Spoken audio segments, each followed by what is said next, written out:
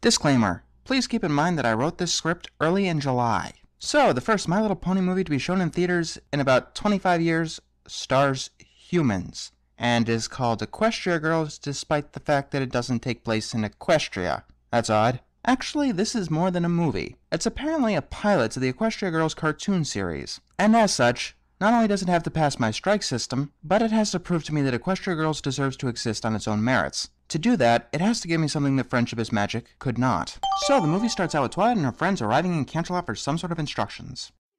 You're nervous-sighted! We all are, Pinky. By the way, nice Transformers reference. Oh, and it turns out that Twilight isn't yet accustomed to being a princess or an alicorn. I already deducted a point for this in Magical Mystery Cure, so I'm not going to deduct a point here. In the castle, Twilight bumps into a guard who looks nothing like the others, but still has absolutely nothing to do with the plot, and then comes across the other princesses. They let the main six settle in for the night, and we see that Twilight is still uncomfortable, and basically running through all of the concerns that the fans had about her new status. Remember when I said that Magical Mystery Cure did a lot of talking directly to the audience? Yeah, that's nothing compared to this. In the middle of the night, a thief breaks into the castle. She enters Twilight's room and steals her crown, replacing it with a replica. Then she ends up tripping over Spike, who is sleeping in his dog bed, and that wakes everyone up. Twilight sees that her crown was stolen and chases after her, waking everyone else in the castle. Twilight tries to teleport to stop the thief, but that ends up failing.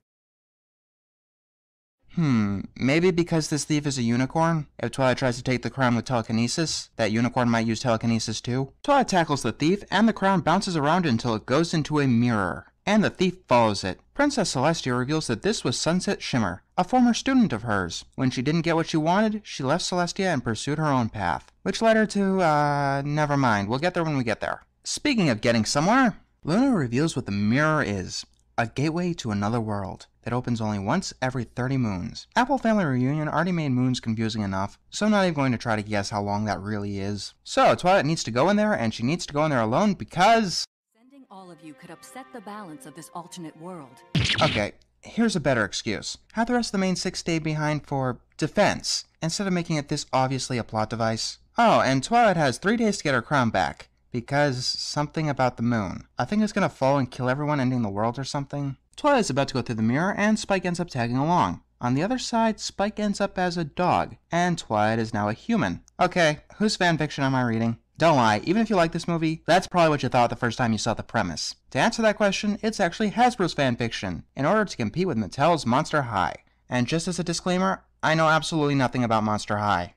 We'll get back to the plot in a moment. First, I want to talk about the animation. When people first saw multicolored people, they made the immediate connection to Doug, not realizing that the problem with Doug wasn't the lackluster animation, but the lackluster writing. I was worried about it being a lot more like Littlest Pet Shop, the other human-related show DHX is behind. Littlest Pet Shop is still well animated, but it comes off as stilted most of the time, and it's much more obviously Flash. Luckily, that's not the case here. It's very fluid, and all the animators did a wonderful job, though I'm not sure if that's just because they had a huge budget or not. So, back to the plot. Twilight is freaking out over why she has hands, and Spike is actually handling this extremely well. He's keeping his cool and actually keeping Twilight on track. We've gotten our Lesson 0 Spike back! No, wait. No, we don't. We've gotten Spike's best role to date, even though he's a dog. I guess that sort of brings up the question. Why is Spike a dog? Probably the same reason that Twilight is a human. In Equestria, Twilight was a quadruped, and Spike was a biped. And now they're reversed. Also, man's or, pony's best friend. And now for the last complaint usually lodged against this concept. Why is Twilight suddenly a teenager? Actually, Digibrony made a really good case a while back before Equestria Girls was even announced, that the main six were already teenagers about 16 years old, but Equestria just works differently, particularly in its educational department. The movie definitely gives that theory some more credence. Not only has Twilight become a human, but she's appeared in what seems to be a world very close to our own, except everyone here seems to have radiation poisoning or something. Twilight sees a building and mistakes it for a castle and starts running towards it like a pony, until Spike reveals that that's not how she should be walking. So she struggles with it until she finds a much bigger problem. She doesn't have her horn or her magic. We really need to find you a mirror. Did I tell you how much I love Spike in this movie? Twilight enters the high school. I don't think I'm spoiling anything when I call it that, and notices a trophy case, and she sees her reflection in the glass. A bell rings and students start swarming the hall. Twilight crawls and bumps into this guy. They're gonna be showing a special dance on prom night, aren't they? Yeah, figured as much. Look at the bright side. At least we don't get that awkward talking thing that happens in like every single other high school drama ever. Then we get our first musical number. Sort of. It's in Twilight's voice, but she's clearly not singing. This is the first time in the whole series that we've had a song where no one sings. It creates a bizarre feeling, at least with me. It may sound strange, but it led me to thinking that they were going to do that music thing like in Tarzan where all the music was done by Phil Collins in the background.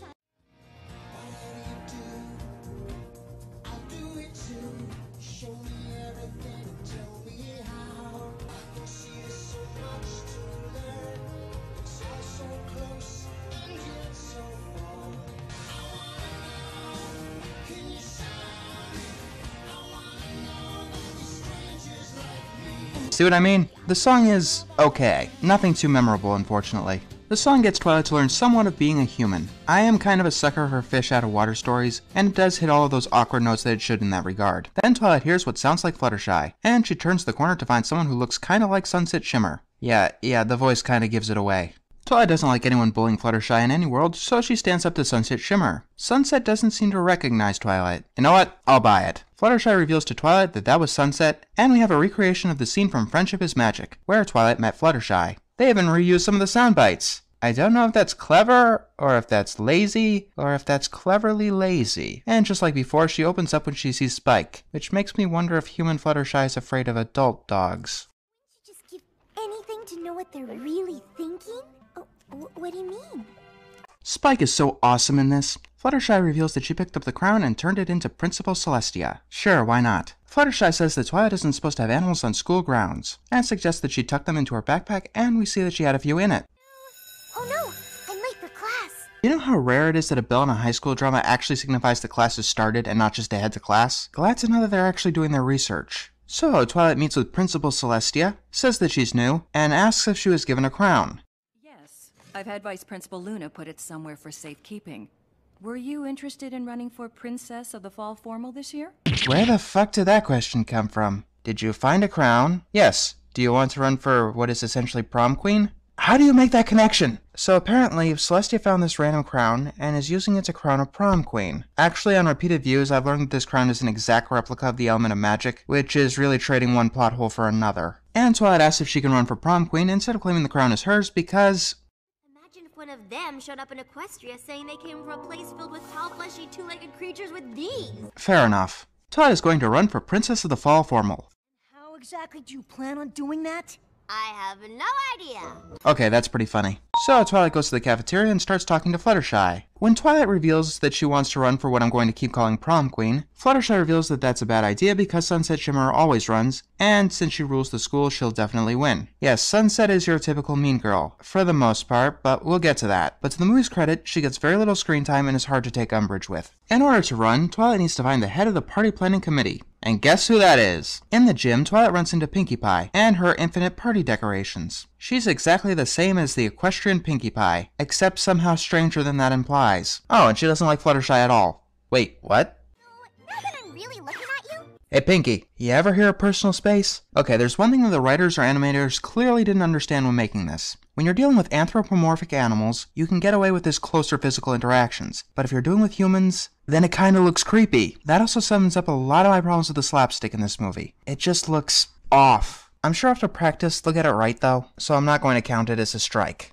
The twin sister who lives in the city has a pet dog named Spike that looks just like that one.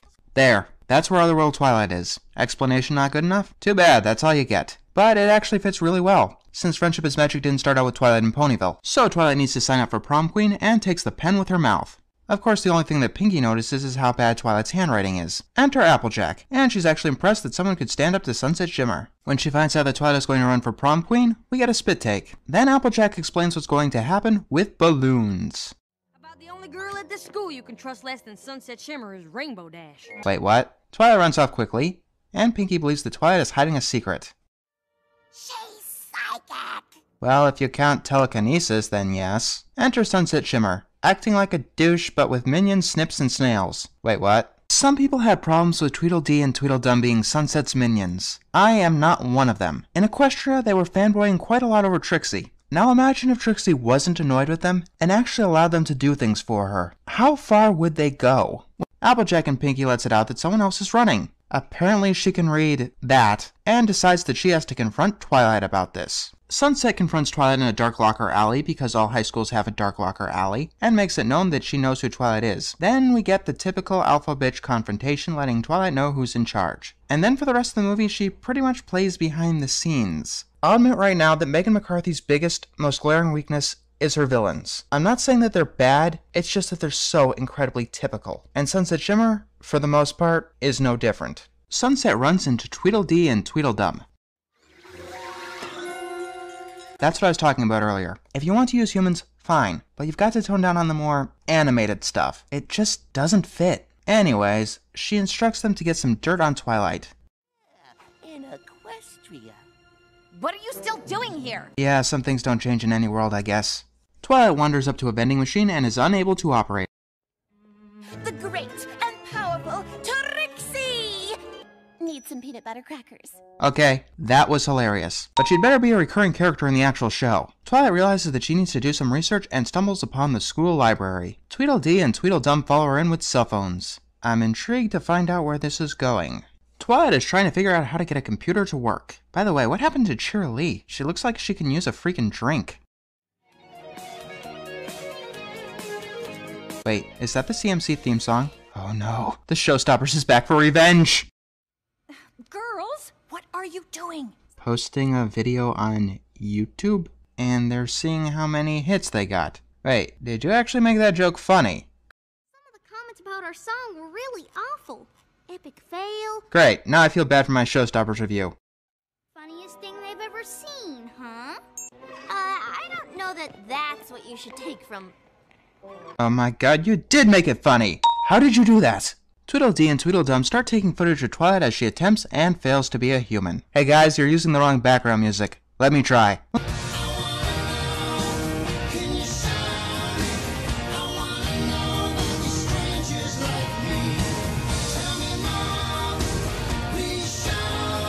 When the library is about to close, Twilight wonders where she's supposed to sleep, and Spike unveils that he's made a bed out of books, and that is incredibly touching.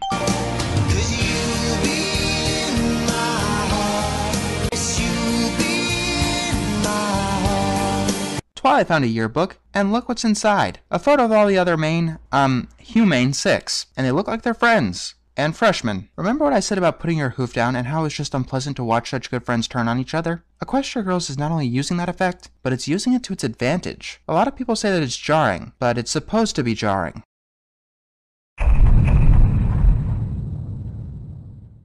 The next morning, everyone is laughing at Twilight. Rarity pulls her into a classroom, and immediately starts putting Twilight in a disguise. That doesn't fool anyone. Rarity and Pinky start fighting, and when they get it together, they open Pinky's laptop and see a video of Twilight acting like a pony. This is cyberbullying, and it's what convinced me that Equestria Girls actually has credence as a series. It doesn't matter how they deal with the issue in this movie, but the fact that they can do something like this, which is something that they can never do in Equestria, actually gives this merit. The Humane 5 tries to reassure Twilight, but they're all at each other's throats. It's a really effective use of the emotional torque, especially when Fluttershy is doing some of the arguing. Applejack tells them to move on, but Rarity reveals that she had a spat with Rainbow Dash. Twilight shows them the yearbook to stop the arguing. Twilight theorizes that Sunset was behind it, and it turns out that she was right. Sunset had sent them emails and texts. Is it really that easily broken? Perhaps. From what I can tell, Sunset Shimmer kept at it. Twilight suggests to Applejack that it might be time that she made up with Rainbow. And they make up really easy. However, getting Rainbow's help won't be that easy. Twilight has to beat Rainbow in a game of one-on-one. First to 5 goals wins. They have their game, but Twilight ends up losing, and Rainbow ends up helping anyway. Actually, the point was to prove that Twilight had heart and determination. I don't know where the heart came from, but that was definitely pretty clever. Then we see that Tweedledee and Tweedledum have taken some more pictures. I've got absolutely no idea what they're planning to do with those. At a coffee shop, Twilight bumps into this guy. Remember him? Oh, we've got to stop bumping into each other like this. You know me. Always trying to make a big splash around here, 'cause my drink kinda splashed on the ground. Josh, will you do the honors for me?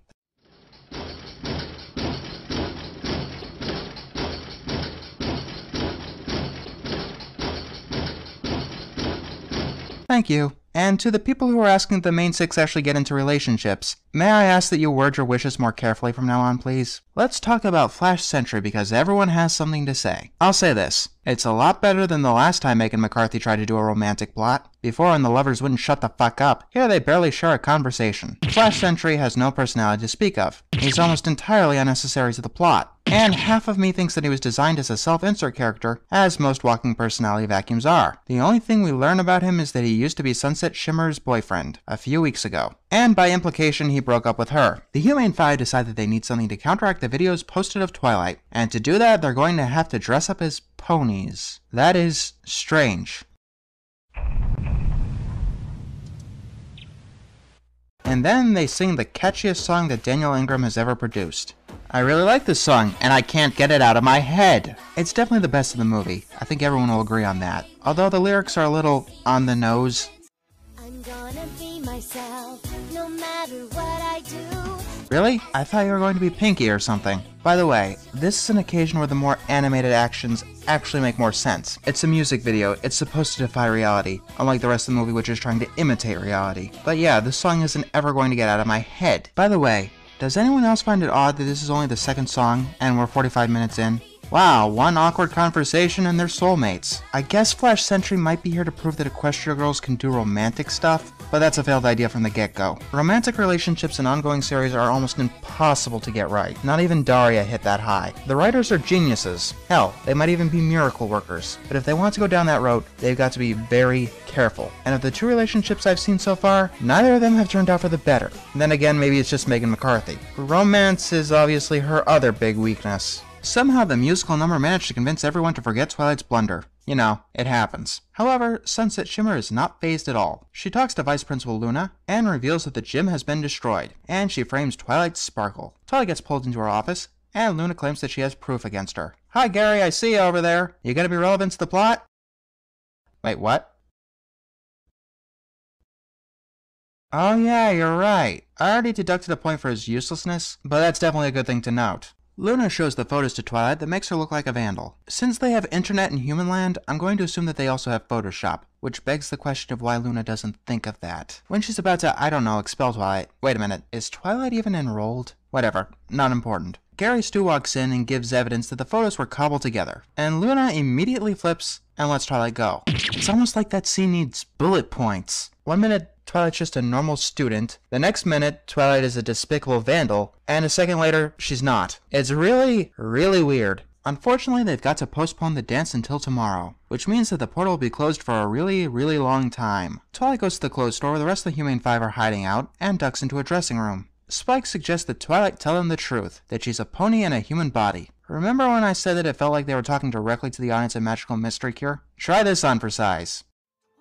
These girls rallied around you because they saw what was in your heart. They aren't going to feel any differently about you when they find out you're a pony princess in Equestria. I don't know if that's what they were trying to say, but that's the intention that they set forth. I'm glad you followed me here, Spike. Megan, please write a Spike episode. I'm begging you. By the way, is it just me or is Human Pinkie Pie a bit of a hothead? Oh, and she might be psychic. By the way, I really do love this scene. The reveal usually isn't this funny. They go along with it pretty quickly. I would say a little too quickly, but if you showed me a talking dog, then I'd pretty much believe anything you told me. So they get to work fixing the gym, in this movie's third song. Once again, it's in the background. Is this gonna be a thing now? Not that I really mind, but I would like to know. The song is pretty good. It's the second best of the three we've gotten so far, but once again the lyrics are on the nose. At least there's no barn raising going on this time. Eventually the students come in and start helping. It seems that this musical number has begun to unite the cliques. I guess manual labor really does bring people together. Megan, they've already got to the conversation stage. They should be past this weird blushing awkwardness by now. So it looks like the fall formal or the prom is back on for that evening, and everyone starts voting for Twilight. Next time I ask you to make a mess of things, try to show a little restraint. You didn't seem that concerned about it earlier. Whatever, it's not important. We're awesome! Yeah, I can agree that this isn't the best portrayal of Rainbow Dash. She's a bit flanderized, and she says awesome almost as much as I did in my top 20 favorite episodes list. And it's completely awesome for one awesome episode. And each of them are awesome. 6 is just awesome. People also seem to wonder why she wears a skirt instead of pants. True, she has worn dresses in the past, but she doesn't seem like the type to wear one all the time. I really don't know, but I don't care what people wear. Speaking of fashion, we've got another musical number. How do we go from having one every 30 minutes to having one every 5? And how did you make the Ghostbusters mustache joke funny? By the way, I'm sure you can buy each one of these outfits at Toys R Us. And I'm calling it now. Equestria Girls is going to have a Weekenders-like thing where the characters are actually wearing different outfits in every single episode. So we enter the final act of the movie, and it really starts to lose me here. I mean, a lot. Besides Scary Stew, the first hour of the movie is pretty damn good. However, the ending gets not rushed. Well, yes, it gets rushed, but it also gets fucking weird. In fact, Equestria Girls might have the second worst ending to date, beaten out only by It's About Time, solely due to the fact that it doesn't have predictability against it. Oh, speaking of Gary, he drives a Mustang. You're too funny, you know that?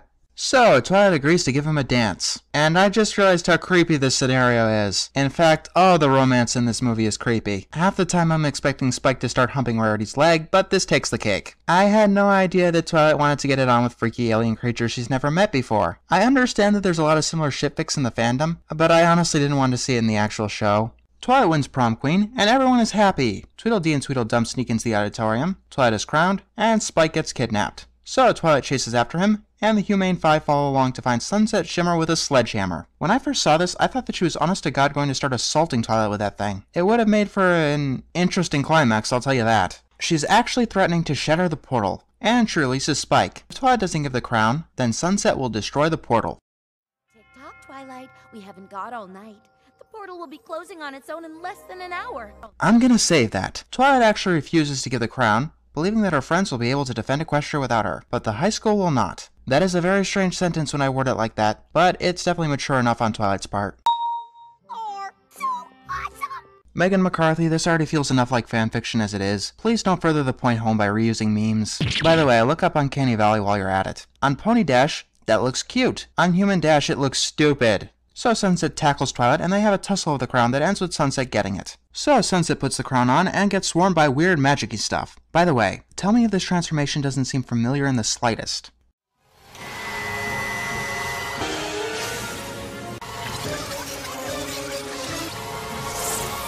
And I've just gotta say it, but that design is absolutely horrible. I mean, I don't normally criticize character design, but Demon Sunset is really bad. She looks too ridiculous to be threatening, and her personality doesn't lend herself to being a comedic villain. Also, she turns Snips and Snails into not quite as stupid looking demons, but still pretty dumb looking. The students come outside. I've had to jump through so many hoops tonight just to get my hands on this crown. I cannot take you seriously when you look like some demented fusion of a gargoyle and a crab caught on fire. At the very least, she has some decent powers, like controlling the minds of high schoolers, which she wants to use to take over Equestria. Okay, Sunset. Unarmed, brainless human teenagers against fully competent Unicorn and Pegasus soldiers. I don't think you've thought this through. I mean, she isn't even instructing them to pick up weapons. She just wants them through the portal. And no, I don't know why she didn't do this during a previous portal open. Maybe 30 moons is like 15 years in Equestria and human land.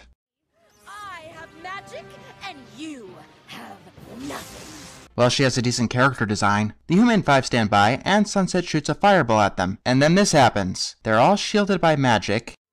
The magic contained in my element was able to unite with those that helped create it. Twilight, what the fuck are you talking about? And then we get this bizarre imagery. Nostalgia Critic, can you take it from here?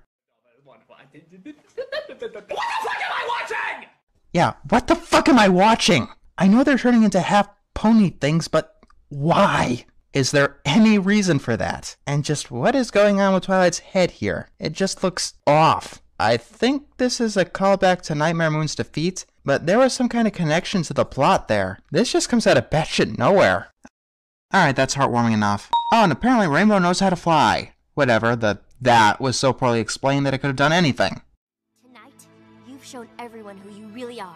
First of all, everyone already knew that Sunset was a bitch. Secondly, I don't get you at all. She puts on the crown and becomes a demon because the element of magic does that to people? What? Or you can forever be alone. The choice is yours. Wait, Twilight, don't you mean... Power is yours! At least she acknowledges that she's done something wrong. Granted, I don't know how getting pwned like that taught her that there was another way. Either way, Twilight points Sunset to the Humane Five. Whoa, weird. Seriously?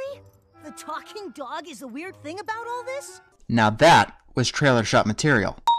A true princess in any world. Yes, because a school principal knows what it takes to be a princess. What? Would now be a completely awkward time to ask you for that dance? Yes! Yes, it would, because... We haven't got all night. The portal will be closing on its own in less than an hour. No, she actually takes Scary Stu up on his offer.